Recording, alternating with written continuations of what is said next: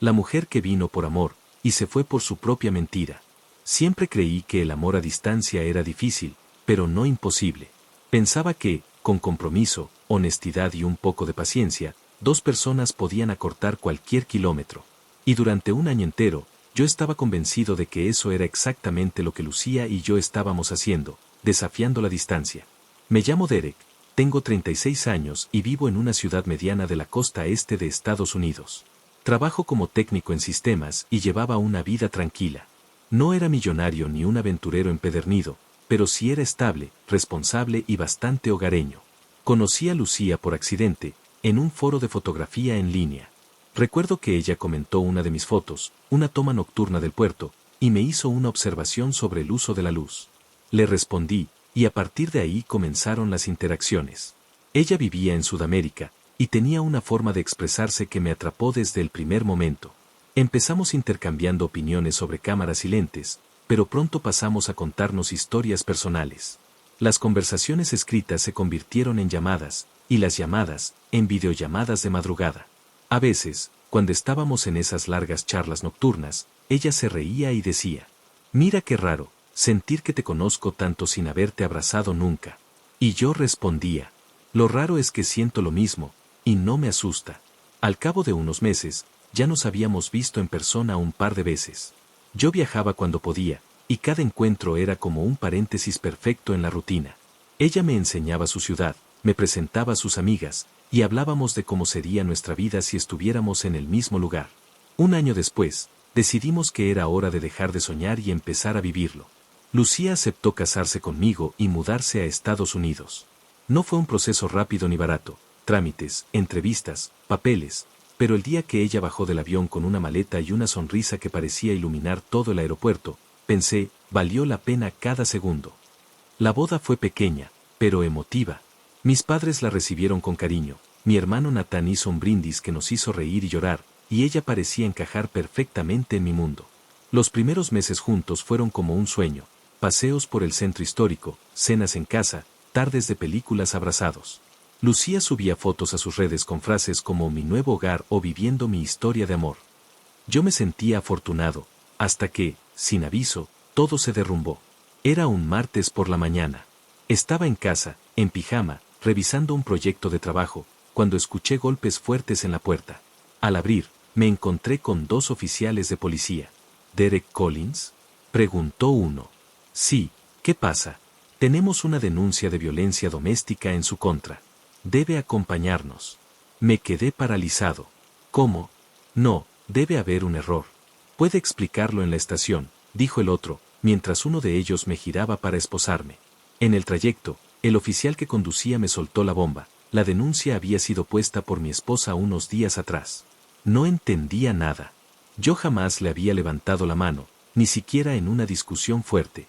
Pasé 2 días en prisión preventiva. 2 días sin poder hablar con ella. La única llamada que me permitieron fue a mi hermano Nathan, para que consiguiera un abogado. Durante esas horas interminables, me repetía que todo debía ser un malentendido, que ella iría a aclararlo.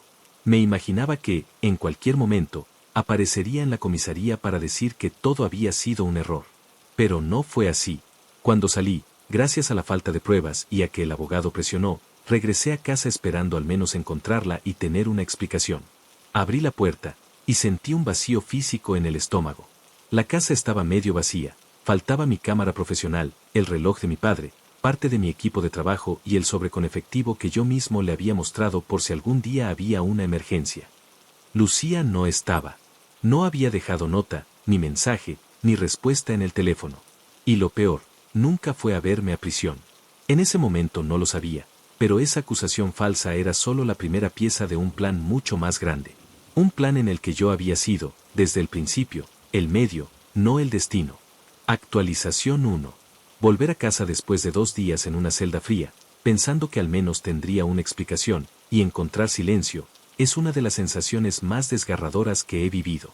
Recorrí cada habitación sin saber bien qué buscaba, ropa, una carta, algo que me dijera dónde estaba. Lo que encontré fue ausencia. El armario de Lucía estaba casi vacío, el joyero que le regalé para su cumpleaños ya no estaba, y faltaban objetos que ella sabía que eran importantes para mí. Pero lo que realmente me hizo sentir traicionado hasta el hueso fue el sobre con efectivo. Yo mismo se lo había mostrado semanas atrás. Lo guarda aquí, por si algún día pasa algo y necesitamos dinero rápido, le había dicho, creyendo que estaba compartiendo un gesto de confianza. Y ahí estaba, o mejor dicho, ya no estaba. Llamé a su celular 3 veces. El primer intento fue directo al buzón. El segundo, igual. El tercero, ya con el corazón latiéndome en la garganta, sonó un par de veces y luego se cortó. Le escribí un mensaje corto. Lucía, necesito saber dónde estás y qué está pasando. Por favor, llámame. Nunca llegó una respuesta. Esa misma tarde, Natán vino a verme. Traía 2 cafés y una mirada seria. Tenemos que hablar, me dijo, dejándose caer en el sofá. ¿Sabes algo? Pregunté de inmediato. Sé dónde está. Me quedé helado. ¿Dónde? En un apartamento en el centro, con otro tipo. Al principio pensé que se trataba de una confusión. Pero Natán me enseñó unas fotos que le había pasado un amigo suyo. Lucía, entrando a un edificio con un hombre que jamás había visto, cargando bolsas de supermercado. En otra imagen, él le rodeaba la cintura como si fueran pareja de toda la vida. Me costó asimilarlo. La mujer con la que me casé, la que lloró de felicidad el día que le entregué las llaves de nuestra casa, estaba viviendo con otro, apenas días después de denunciarme falsamente. Esa noche no dormí. Me quedé repasando cada detalle del último año.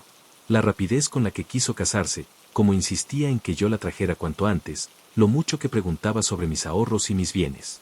Empecé a pensar que todo había sido un plan desde el principio, que yo había sido solo un escalón para que ella pudiera entrar al país, y que ese hombre era la verdadera razón por la que quería estar aquí.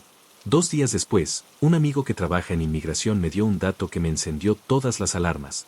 Lucía estaba iniciando un proceso para solicitar residencia humanitaria, alegando ser víctima de violencia doméstica. La denuncia falsa era su llave de entrada. Ese fue el momento en que la rabia se convirtió en determinación. Si ella había usado la mentira para intentar destruirme y beneficiarse, yo iba a usar la verdad para detenerla. Pero no de forma impulsiva. Esta vez, tenía que ser calculado. Actualización 2. La rabia inicial que sentí al descubrirlo todo se fue transformando en algo más frío, más peligroso, una determinación calculada.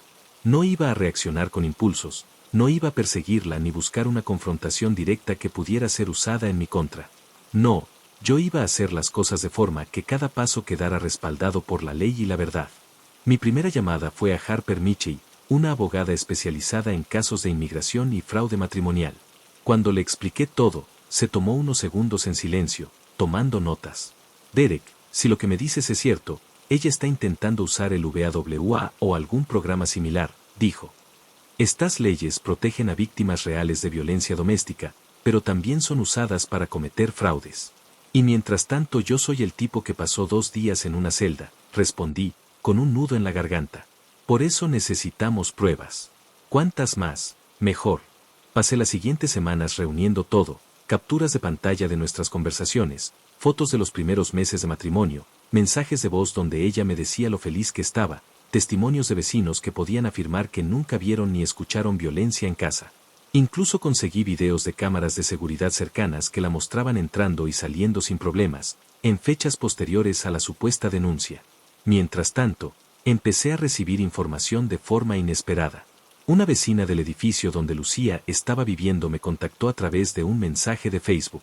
No sé si esto te interese, pero creo que deberías saber que anoche hubo un escándalo en el apartamento donde vive tu esposa. Se escucharon gritos y golpes. Eso me hizo sonreír, no por maldad, sino porque entendí que el hombre con el que estaba no era la salida perfecta que ella imaginaba. Días después, mi hermano Nathan me confirmó que la policía había ido al lugar por una disputa doméstica.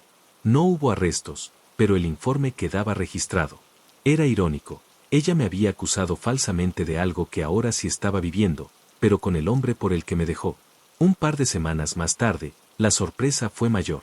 Una tarde cualquiera, mientras revisaba papeles en casa, recibí una llamada de un número desconocido. ¿Derek?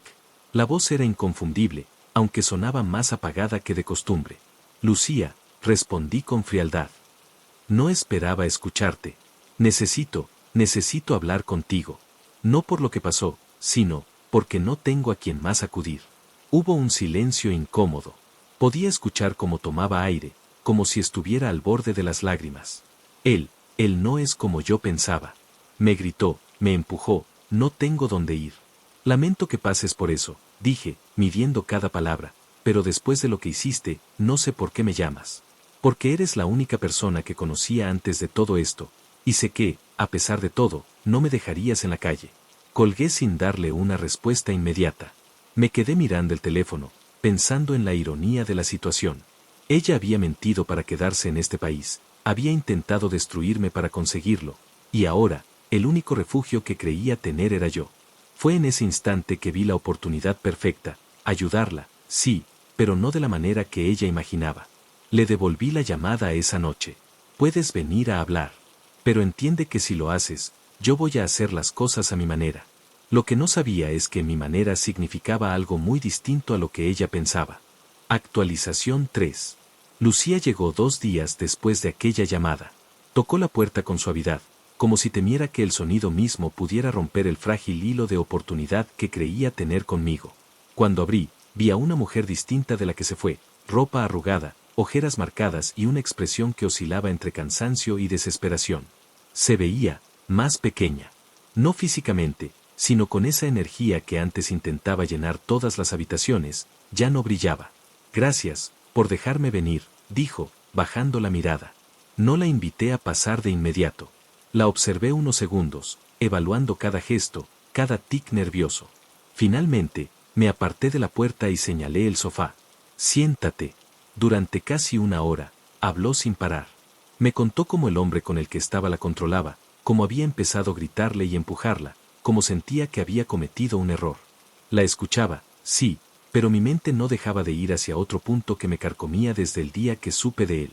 Esperé a que hiciera una pausa, a que tomara un sorbo del vaso de agua que le había puesto, y lancé la pregunta que llevaba semanas guardando. Lucía, mi tono fue pausado. ¿Dónde lo conociste? Ella parpadeó, sorprendida, como si no esperara que sacara ese tema. ¿A quién? Intentó esquivar. A él. Al tipo con el que estabas cuando me denunciaste. Quiero saber cómo empezó todo. Se removió en el asiento, incómoda. Bajó la mirada hacia sus manos, que retorcían el borde de su camisa. Fue, antes de casarnos. Lo conocí por una amiga, en una reunión. Él vivía aquí, en Estados Unidos, pero estaba de visita en mi ciudad. Me dijo que podía ayudarme a encontrar oportunidades si algún día venía. Hizo una pausa. No pensé que terminaría así. ¿Y mientras hablábamos todas las noches, él ya estaba en tu vida? Pregunté, sintiendo como cada palabra me quemaba en la boca.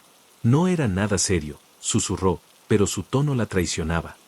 Él viajaba mucho. Yo no sabía si lo nuestro iba a funcionar con la distancia. Tú eras, seguro. Él era, una puerta abierta. Me quedé en silencio, procesando. Esa frase, una puerta abierta, lo explicaba todo. Yo no había sido su plan, sino su puente. Decidí presionar un poco más. ¿Y fue idea tuya o de él lo de la denuncia? Me miró, y por un segundo creí que iba a mentir. Pero quizá por cansancio, o por la necesidad de que la escuchara, soltó.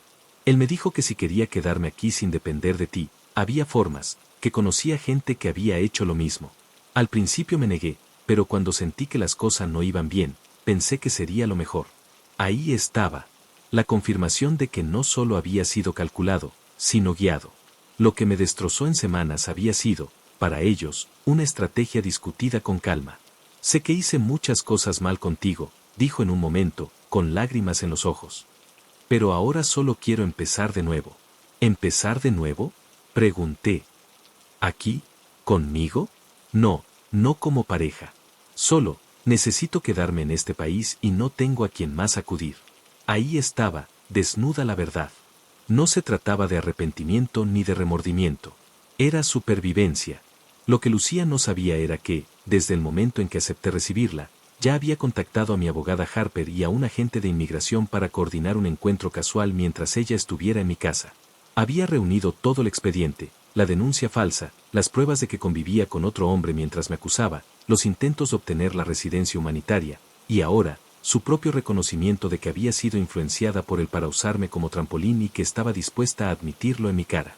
Al día siguiente, Le dije que necesitaba salir para hacer unas compras y que podía quedarse descansando. En realidad, fui a reunirme con Harper y el agente. Esta es la oportunidad perfecta, me dijo Harper. Si logramos que firme cualquier documento que la vincule a tus declaraciones, será mucho más fácil que inmigración actúe. Regresé a casa con una carpeta en la mano y una historia ensayada. Lucía, hablé con un contacto. Hay un programa de ayuda para personas que han pasado por lo que tú me contaste, pero necesitan que firmes una declaración de lo que pasó, para iniciar el trámite. Ella dudó unos segundos, pero al final tomó la carpeta y firmó sin leer demasiado. Lo que estaba firmando no era una solicitud de ayuda, sino un documento que confirmaba, bajo su propia firma, que nunca existió violencia de mi parte y que su denuncia anterior fue un recurso para obtener beneficios migratorios aconsejado por un tercero. 2 días después, temprano en la mañana, llamaron a la puerta. 2 oficiales de inmigración se identificaron y le pidieron que los acompañara. Ella me miró, confundida y asustada. ¿Qué está pasando? Creo que ya sabes lo que está pasando, respondí, manteniendo la voz firme. Intentó decir mi nombre, pero uno de los oficiales la tomó del brazo y la condujo fuera. Su rostro, esa mezcla de sorpresa y traición, fue el espejo de lo que yo había sentido semanas antes, pero multiplicado por la certeza de que no había escapatoria. La deportaron en menos de un mes. Según me dijo Harper, con el historial que quedó, no podría volver a entrar legalmente en el país. Esa noche, me serví un whisky, me senté en el sofá y miré la casa que, por fin, aunque sola, se sentía mía otra vez, espantando esa sensación de que me habían tomado por tonto. No sentí euforia, ni ganas de celebrar. Lo que sentí fue paz. La clase de paz que solo llega cuando sabes que no solo te defendiste, sino que arrancaste de raíz la mentira, con todo y el nombre de quien la plantó. Y sí, fue jaque mate. Un cálido saludo a todos los que nos escuchan el día de hoy. Espero que hayan disfrutado esta historia, algo ácida con un toque de venganza. Este relato es más común de lo que parece y más triste de lo que muchas veces contamos. Usar a una persona, pisotear sus sentimientos y algunas veces terminar saliéndose con la suya es simplemente un desastre. Cuéntanos en los comentarios si alguna vez has vivido algo así o si conoces a alguien que haya pasado por una experiencia como esta.